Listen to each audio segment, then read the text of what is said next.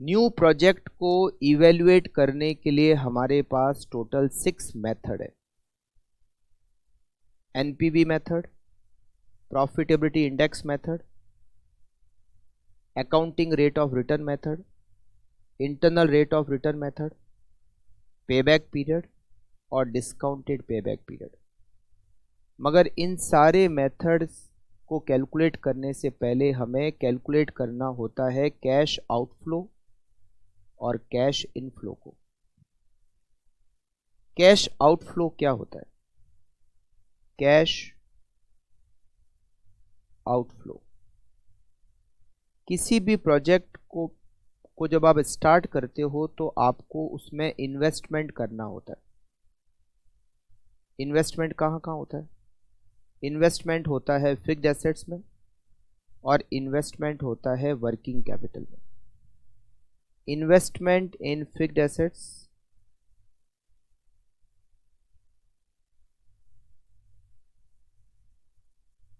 Plus investment in working capital, it is called cash outflow.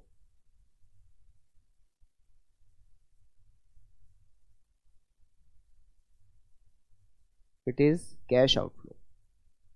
Now what is cash inflow? Cash inflow हमें project जितने साल का है, जैसे मान लो प्रोजेक्ट 10 साल का है तो 10 साल की कैश इनफ्लो निकालनी पड़ेगी year wise. Year wise cash inflow कैसे निकालते हैं? जो सेल्स होती है, सेल्स में से आप सारे एक्सपेंसेस माइनस कर दो। सारे एक्सपेंसेस मतलब जो भी एक्सपेंसेस है, material, labour cost, advertisement expenses, all expenses other than depreciation and tax. Depreciation और टैक्स को छोड़कर जब सेल्स में से सारे खर्चे माइनस किए जाते हैं तो इसको हम कहते हैं profit before depreciation and tax, PBDT, profit before depreciation and tax. फिर पीबीडीटी में से हम डेप्रीसिएशन माइनस करते हैं। अच्छा, ये जो पीबीडीटी है इसको हम कहते हैं, इसका नाम और नाम है, इसको हम कैश इनफ्लो बिफोर टैक्स भी कहते हैं। Profit before depreciation and tax का एक और नाम है, इसको कैश इनफ्लो बिफोर टैक्स भी कहते हैं। इसमें से अगर डेप्रीसिएशन माइनस किया जाए तो रिजल्ट आता है प्रॉफिट बिफोर टैक्स। इसमें से हम टैक्स माइनस करते हैं। टैक्स माइनस करने से जो रिजल्ट आता है उसको हम कहते हैं net profit. Net profit, net profit में अगर डेप्रीसिएशन को ऐड कर दिया जाए तो उसको हम कहते हैं कैश इनफ्लो। कैश इनफ्लो का मतलब होता है नेट प्रॉफिट प्लस डेप्रीसिएशन। इसको कैश इनफ्लो कह सकते हो या फिर इसको कैश इनफ्लो आफ्टर टैक्स कह सकते हो, एक ही बात है। एक होती है terminal cash inflow. Terminal cash inflow का मतलब होता है जब प्रोजेक्ट एंड हो जाएगा, सबसे लास्ट ईयर में जब प्रोजेक्ट एंड हो जाएगा तो हमें फिक्स्ड एसेट्स को सेल करने से कुछ स्क्रैप वैल्यू मिल सकती है। Scrap value of fixed assets plus realisable value of working capital, हम इसको कहते हैं टर्मिनल कैश इनफ्लो। ये सबसे लास्ट ईयर में हमें ये पैसा मिलता है। सबसे लास्ट ईयर में मिलेगा, केवल एक बार मिलेगा। और ये जो कैश इनफ्लो है आफ्टर टैक्स, ये जो निकाला है, ये हर साल का आपको कैलकुलेट करना पड़ेगा, ये एवरी ईयर मिलेगा। जो क्वेश्चन दिया हुआ हो सकता है क्वेश्चन सीधा कैश इनफ्लो आफ्टर टैक्स आपको कैलकुलेट करके ही दे, तो ठीक है। हो सकता है क्वेश्चन में आपको profit before depreciation and tax से दिया हुआ है, तो आपको यहाँ से यहाँ तक पहुँचना पड़ेगा। Profit before depreciation and tax में से डेप्रिसिएशन माइनस करो, पीबीटी आएगा, टैक्स माइनस करो, नेट प्रॉफिट आएगा, वापस से डेप्रिसिएशन जोड़ो तो हमें कैश इनफ्लो मिलेगा। हो सकता है क्वेश्चन में सेल से डिटेल दे रखी हो तो आपको पहुंचना कैश इनफ्लो तक है। सेल से डिटेल दे रखी हो तो सेल्स में से पहले सारे एक्सपेंसेस, डेप्रिसिएशन और टैक्स के अलावा जितने भी एक्सपेंडिचर है सब माइनस करो, फिर जो रिजल्ट आएगा उसमें डेप्रिसिएशन माइनस करके पीबीटी निकालो, टैक्स माइनस करके नेट प्रॉफिट निकालो, वापस से डेप्रिसिएशन जोड़ के कैश इनफ्लो निकाल लो। और टर्मिनल कैश इनफ्लो का मतलब फिक्स्ड एसेट्स की स्क्रैप वैल्यू और realisable value of working capital. Correct. अब इसमें कैश आउटफ्लो और कैश इनफ्लो, कैश आउटफ्लो तो इनिशियली होता है, कैश इनफ्लो आपको ईयर वाइज होगा। ठीक है। अब आपको यहां पर प्रोजेक्ट को इवेल्युएट करने के टोटल आपके पास मेथड है 6। पहला मेथड है NPV, net present value method, जिसका फॉर्मूला है present value of cash inflow minus present value of cash outflow. जो आपकी कैश इनफ्लो है ईयर वाइज, आप उसको पीवी फैक्टर से मल्टीप्लाई कर लो तो आपको क्या मिलेगा, present value of cash inflow, और उसमें से आप माइनस करो present value of cash outflow, आपको एनपीवी मिल जाएगा। एनपीवी अगर प्लस है या जीरो है तो प्रोजेक्ट को एक्सेप्ट किया जाता है, अगर एनपीवी अगर नेगेटिव है तो प्रोजेक्ट को रिजेक्ट किया जाता है। Profitability index, second method, profitability index जिसको शॉर्ट में कहते हैं पीआई, इसका फॉर्मूला है present value of cash inflow divided by present value of cash outflow. अगर पीआई की वैल्यू 1 या 1 से ज़्यादा है तो प्रोजेक्ट को एक्सेप्ट किया जाता है, और अगर पीआई की वैल्यू 1 से कम है तो प्रोजेक्ट को रिजेक्ट किया जाता है। तीसरा है पेबैक पीरियड। ये कैसे कैलकुलेट करते हैं, पेबैक पीरियड, जैसे मान लेते हैं आउटफ्लो, कैश आउटफ्लो ये है, मान लेते हैं 5 लाख, और आपको ईयर वाइज आपने कैश इनफ्लो निकाली, first year, second year, third year, मान लो प्रोजेक्ट 5 साल का है तो first year, second year, third year, fourth year, fifth year. First year की जो कैश इनफ्लो है, कैश इनफ्लो का मतलब क्या, net profit plus depreciation. First year की कैश इनफ्लो है, मान लेते हैं 1 लाख, सेकेंड ईयर की है 1,50,000, थर्ड ईयर की है 2 लाख, फोर्थ ईयर की है 2,50,000 और फिफ्थ ईयर की है 4 लाख। पेबैक का मतलब होता है कि आप जो इन्वेस्ट कर रहे हो 5 लाख, ये आपको कितने टाइम पीरियड में वापस रिकवर हो रहा है। कैसे कैलकुलेट करते हैं, ये जो इनफ्लो है उसको क्यूमुलेटिव करना है। आपको ये देखना है 5 लाख रुपए कितने टाइम में वापस मिल गए। फर्स्ट ईयर कितना मिला आपको, 1 लाख, सेकेंड ईयर मिला 1,50, तो 1 लाख और 1,50 2 साल में आपको कितने मिल गए, 2.5 लाख। थर्ड ईयर में कितने मिले, 2 लाख, तो 2.5 लाख और 2 लाख 4.5 लाख। फिर अगर ये चौथे साल का भी जोड़ देता हूं तो 5 लाख से ज़्यादा हो जाता है, तो आपको यहाँ रुक जाना है 3 साल, मतलब 3 साल से ज़्यादा लगे मगर 4 साल से कम। 3 साल में कितने आ गए, 4.5 लाख आ गए, 4,50,000 आ गए, और आपका आउटफ्लो कितना है, 5 लाख। कितने कम पड़ गए, अब 50,000 कम पड़ गए, और चौथे साल का इनफ्लो कितना है, 2.5 लाख। तो आपका पेबैक पीरियड हो गया 3.20 ईयर, मतलब आप जो इन्वेस्ट कर रहे हो वो 3.2 ईयर में आपको वापस से रिकवर हो गया। इसको कहते हैं पे बैक पीरियड। पेबैक पीरियड में प्रोजेक्ट को तब सेलेक्ट किया जाता है जब प्रोजेक्ट का पेबैक आपके स्टैंडर्ड पेबैक से कम या बराबर है। जैसे आपका स्टैंडर्ड पेबैक है, मान लेते हैं 3 साल, मतलब आप प्रोजेक्ट को तभी सेलेक्ट करते हो जब आपका पेबैक 3 साल या 3 साल से कम हो। अब जैसे इस प्रोजेक्ट का पे बैक कितना आया, मान लेते हैं 3 ये आपने कैलकुलेट किया 3.2 और आपका स्टैंडर्ड क्या है 3, तो आप इस प्रोजेक्ट को एक्सेप्ट नहीं करोगे। प्रोजेक्ट को तब एक्सेप्ट करेंगे जब आपका जो स्टैंडर्ड पे बैक है उससे कम पे बैक या उसके बराबर पे बैक है, ज़्यादा आएगा तो प्रोजेक्ट को एक्सेप्ट नहीं किया जाएगा। एक होता है discounted pay back period, discounted pay back period. पे बैक के जैसे ही कैलकुलेट करते हैं, बस आपने पे बैक कैसे निकाला, इनफ्लो को क्यूमुलेटिव करके निकाला। उसमें इनफ्लो की जगह जो आप प्रेजेंट वैल्यू निकालोगे, कैश इनफ्लो को आप पीवी फैक्टर से मल्टीप्लाई करोगे, प्रेजेंट वैल्यू निकालोगे, उस प्रेजेंट वैल्यू से क्यूमुलेटिव करना है।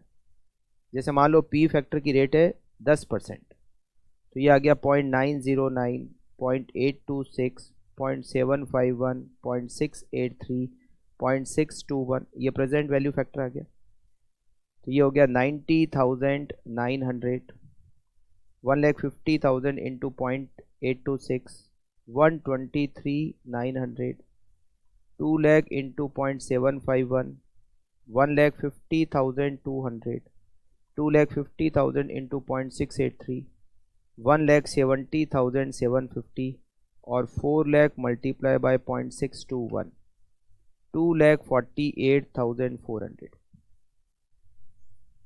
डिस्काउंटेड पे बैक कैसे निकालोगे, आप प्रेजेंट वैल्यू से क्यूमुलेटिव करोगे, वैसे ही कैलकुलेट करना है जैसे पे बैक वो इनफ्लो से कैलकुलेट करते हैं, ये प्रेजेंट वैल्यू से कैलकुलेट करते हैं। फर्स्ट ईयर की प्रेजेंट वैल्यू कितनी 90,900 प्लस सेकेंड ईयर की 123,900, 2 साल की प्रेजेंट वैल्यू हो गई 214,800, थर्ड ईयर 1,50,200, चौथे साल की जोड़ेंगे तो 5 लाख से ज़्यादा हो जाएगा, 5 लाख हमारा आउटफ्लो, चौथे को जोड़ेंगे तो 5 से ज़्यादा हो जाएगा, तो यहाँ रुक जाओ।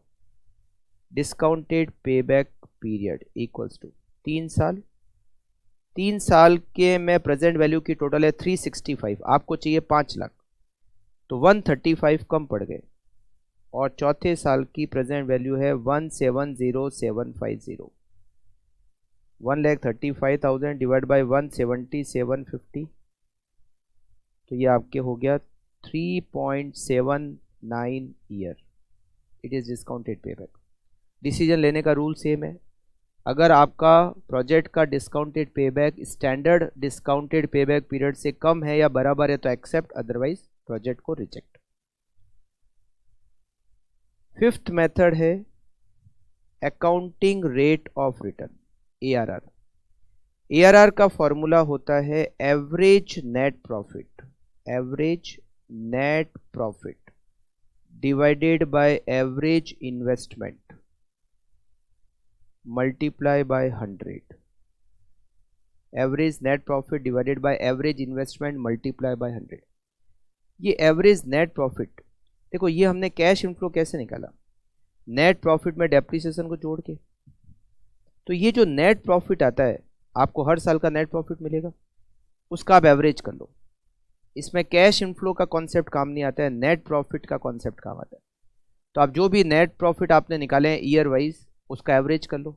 एवरेज कैसे करते हो, जैसे मान लो 5 साल का प्रोजेक्ट है, तो 5 साल के नेट प्रॉफिट को जोड़ के उसमें डिवाइड कर दो 5 का, तो एवरेज नेट प्रॉफिट आ जाएगा। उसमें डिवाइड करो एवरेज इन्वेस्टमेंट। एवरेज इन्वेस्टमेंट का मतलब क्या होता है, एवरेज इन्वेस्टमेंट का मतलब होता है initial investment plus terminal value divided by 2। Initial investment जो आपने आउटफ्लो किया, ये जो आउटफ्लो है ये आपका इनिशियल इन्वेस्टमेंट हो गया।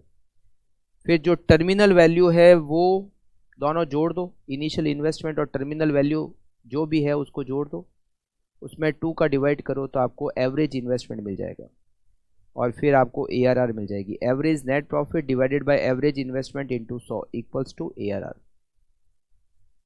लास्ट है IRR, internal rate of return.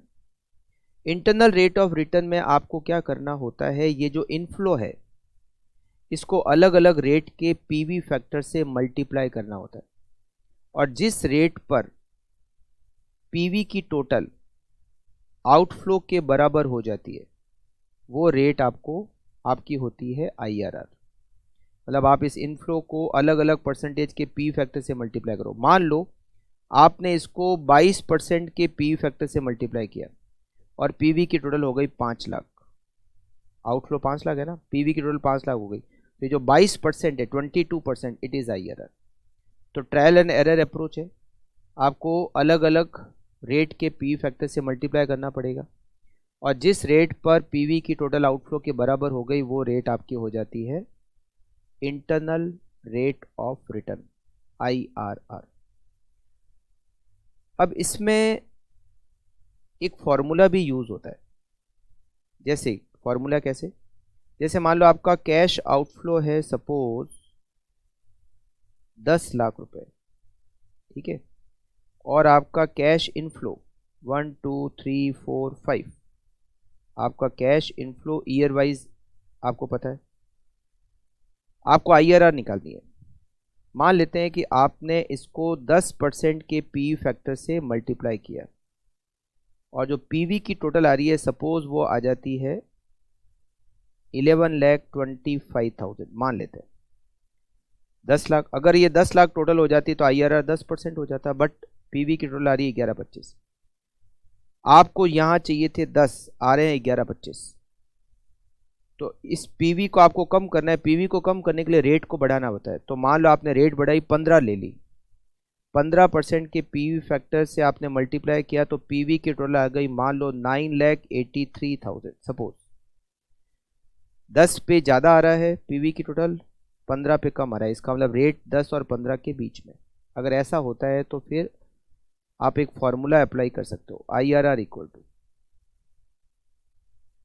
10 और 15 में से छोटी रेट कौन सी है, 10%, तो आप यहाँ लिखोगे 10% प्लस 10 और 15 के बीच में कितना गैप है, 5% का गैप है, तो यहाँ लिखोगे 5% का गैप।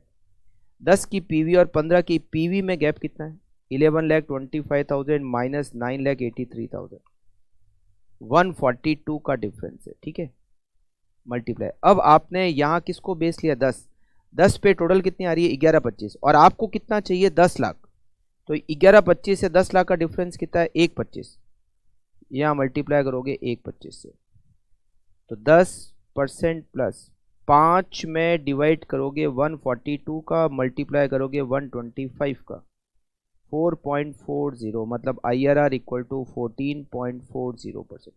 ये फॉर्मूला तभी अप्लाई होगा जब 1% पे पीवी की टोटल ज़्यादा आ रही है, आपको जो चाहिए, आपको चाहिए 10, तो यहाँ 10 लाख से ज़्यादा टोटल आ रही है, यहाँ 10 लाख से कम टोटल आ रही है, तो फॉर्मूला अप्लाई होगा। दोनों पे ज़्यादा वैल्यू आ रही है तो फॉर्मूला अप्लाई नहीं होगा, दोनों पे कम आ रही है तो भी फॉर्मूला अप्लाई नहीं होगा। Internal rate of return. अच्छा, आपको जब IRR क्वेश्चन में कहा जाता है तो कुछ परसेंटेज के पीवी फैक्टर आपको क्वेश्चन में ही दे रखे होते हैं, तो आपको जो क्वेश्चन में जिस परसेंटेज के पीवी फैक्टर दिए हुए हैं उसी पे ट्राई करना है, आपको अपने मन से और किसी परसेंटेज पे ट्राई नहीं करना है। Internal rate of return method, ये हमारे पास टोटल 6 मेथड है। मेन इसमें जो इंपॉर्टेंट है वो है आउटफ्लो और इनफ्लो।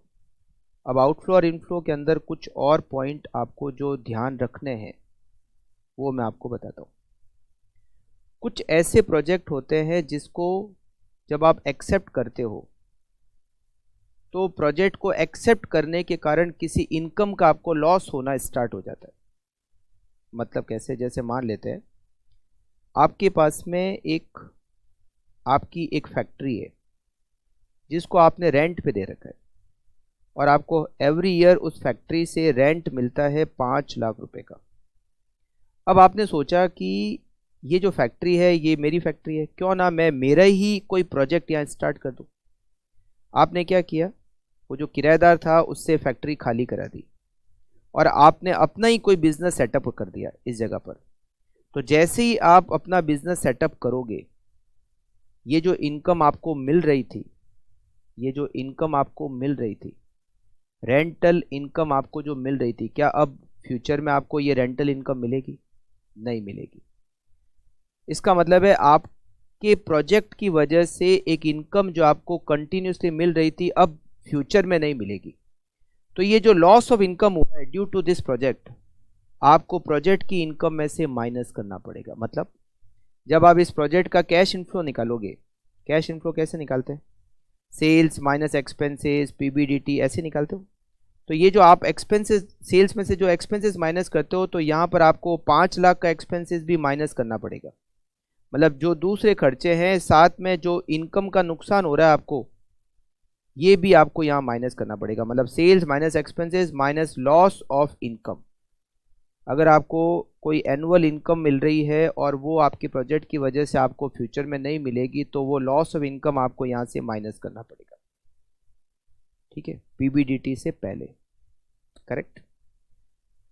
अच्छा, दूसरा पॉइंट, अगर आपको क्वेश्चन में कोई एलोकेटेड एक्सपेंसेस दे रखे हैं, क्या दे रखे हैं? एलोकेटेड एक्सपेंसेस, नाम लिखा हुआ है एलोकेटेड एक्सपेंसेस, तो वो खर्चे, एलोकेटेड जो खर्चे हैं वो माइनस नहीं होंगे। मतलब एलोकेटेड एक्सपेंसेस को हम कैपिटल बजटिंग डिसीजन में कंसिडर नहीं करते। एलोकेटेड एक्सपेंसेस वो होते हैं जो आपके प्रोजेक्ट की वजह से आपको इनकर नहीं करने पड़ रहे हैं। मतलब आप प्रोजेक्ट को एक्सेप्ट करोगे नहीं करोगे तो भी वो खर्चे आपको कंटिन्यूसली पे करना ही है। ऐसे एक्सपेंसेस जिसका आपके प्रोजेक्ट के एक्सेप्ट और रिजेक्ट के डिसीजन से कोई फ़र्क नहीं पड़ता, आपको इन एनी हाउ वो खर्चा पे करना ही करना है, ऐसे एक्सपेंसेस को हम एलोकेटेड एक्सपेंसेस कहते हैं। और कैपिटल बजटिंग की टेक्निक ये कहती है कि जब इस खर्चे का हमारे प्रोजेक्ट के एक्सेप्ट रिजेक्ट के डिसीजन से कोई इफेक्ट नहीं पड़ता, एनी हाउ हमें तो पे करना ही है, तो फिर हम ऐसे खर्चे को हमारे डिसीजन में इंक्लूड नहीं करेंगे। तो कहीं भी लिखा हुआ एलोकेटेड एक्सपेंसेस, आपको उस एक्सपेंसेस को इंक्लूड नहीं करना है। तीसरा पॉइंट जो आपको ध्यान रखना है, जब हम कैश इनफ्लो निकालते हैं, जैसे मैंने आपको कहा सेल्स में से आप सारे खर्चे माइनस करो, सेल्स में से आप सारे एक्सपेंसेस माइनस करोगे तो पीबीडीटी आएगा, पीबीडीटी में से डेप्रीसिएशन माइनस करोगे तो पीबीटी आएगा, फिर उस पर टैक्स चार्ज करोगे तो नेट प्रॉफिट आएगा। करेक्ट। मान लेते हैं फर्स्ट ईयर आपने सेल्स में से एक्सपेंसेस माइनस किए, पीबीडीटी आया, डेप्रीसिएशन माइनस किया, पीबीटी मान लेते हैं माइनस आ गया 50,000। अगर प्रॉफिट बिफोर टैक्स माइनस आ जाए तो क्या होगा? अगर प्रॉफिट बिफोर टैक्स नेगेटिव आ जाए तो दिखती बात है, लॉस के केस में टैक्स तो देना नहीं होता, तो टैक्स जीरो हो जाएगा, नेट प्रॉफिट माइनस 50,000। मगर as per income tax act ये जो लॉस हुआ है आपको 50,000 का, आपको इसका बेनिफिट मिलेगा नेक्स्ट ईयर। नेक्स्ट ईयर की जब टैक्स कैलकुलेशन होगी, जैसे मान लो अगले साल आपको प्रॉफिट हो गया सपोज 1,20,000, नेक्स्ट ईयर आपको 1,20,000 का प्रॉफिट हो गया, तो नेक्स्ट ईयर आपको 1,20 पे टैक्स नहीं देना है। मान लो टैक्स की रेट 40% है, तो आपको नेक्स्ट ईयर 1,20 पे टैक्स नहीं देना है। ये जो पहला साल का नुकसान हुआ था 50,000, ये लॉस कैरी फॉरवर्ड होगा और नेक्स्ट ईयर के टैक्स कैलकुलेशन में आपको इसका बेनिफिट मिलेगा। तो नेक्स्ट ईयर आपको टैक्स कम देना है। कैसे? 1,20 का प्रॉफिट हुआ, इसमें से लॉस जो है 50,000 उसको एडजस्ट कर लो, 70,000 पे ही टैक्स देना पड़ेगा। 70,000 का 40% 28,000 का ही टैक्स देना पड़ेगा। तो अगर आपको पीबीटी नेगेटिव आता है तो उसका आपको नेक्स्ट ईयर के प्रॉफिट में एडजस्टमेंट हो सकता है, उसको कैरी फॉरवर्ड का आपका बेनिफिट मिलेगा। तो 120 माइनस 28,000 आपको प्रॉफिट हो जाएगा 92,000, मतलब आपको नेक्स्ट ईयर टैक्स कम देना पड़ा। तो अगर पीबीटी नेगेटिव आता है तो कैरी फॉरवर्ड का प्रोविजन आपको यहाँ पर अप्लाई करना पड़ेगा। करेक्ट। अच्छा, इसमें एक पॉइंट और जो आता है, जैसे हम कैश इनफ्लो कैलकुलेट करते हैं ईयर वाइज, फर्स्ट ईयर का कैश इनफ्लो, सेकेंड ईयर का कैश इनफ्लो, थर्ड ईयर का cash inflow, fourth year, fifth year, six year, फिर उसको पी फैक्टर से मल्टीप्लाई करते हैं, पीवी निकालते हैं। मान लो ये आपका कैश इनफ्लो हर साल सेम आ जाए, तो आपको इतनी बड़ी टेबल बनाने की ज़रूरत नहीं है। जैसे मान लो 10 साल है और हर साल आपकी कैश इनफ्लो 1 लाख है, तो आप इस टेबल को छोटा कर सकते हो। ऐसा कर सकते हो 1 से 10, फिर आप अलग से केवल लिखोगे टर्मिनल वैल्यू को 10th ईयर। टर्मिनल वैल्यू कब मिलती है? सबसे लास्ट ईयर में मिलती है। मान लो आपका हर साल का कैश इनफ्लो सेम है और प्रोजेक्ट 10 साल का है, तो टेबल को आप छोटा कर सकते हो, 1 से 10 लिखो और टर्मिनल के लिए एक बार वापस से लास्ट ईयर को लिख दो। हर साल का कैश इनफ्लो कितना? 1 लाख, और मान लो टर्मिनल कैश इनफ्लो है सपोज 40,000।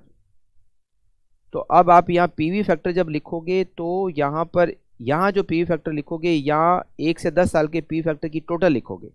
जैसे मान लो पी फैक्टर की रेट है 10%, तो 10% पे 10 साल के पी फैक्टर की टोटल होती है 6.145, ये होती है। तो सीधा 6.145 लिखो और इसमें लिखोगे 10th ईयर का पी फैक्टर। 10th ईयर का पी फैक्टर 10% पे ये होता है 0.386, ये 0.386। तो इस तरह से आप टेबल को छोटा कर सकते हो अगर every year cash inflow same आए तो। कैश इनफ्लो एक बार की लिखी, पीवी फैक्टर की टोटल करके आपने लिख दिया, और फिर टर्मिनल के लिए आपने अलग से लिख दिया 10th ईयर को।